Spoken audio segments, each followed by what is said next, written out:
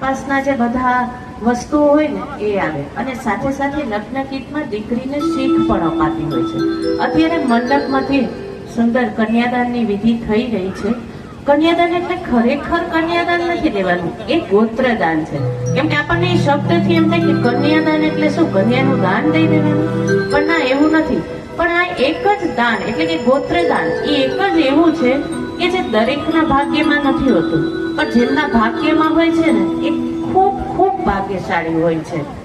અને કન્યાદાન દેતી વખતે પરેશભાઈ ખાસ ધ્રુવીબેન માટે કહે છે કે અત્યાર સુધી મેં જે રીતે સાચવ્યું છે, જે રીતે ધ્રુવીબેન એટલે કે ધ્રુવીની દેખરેખ કરી છે, જેટલા પ્રેમ અને લાડકોડથી એમને ઉછેર્યા છે, એટલા જ પ્રેમ અને લાડકોડથી પ્રતિકભાઈ તમે પણ સાચવજો એ કહીને એ પોતાના દીકરીનો હાથ નહીં પણ પિતા પોતાને હૈયું સોંપતા હોય છે.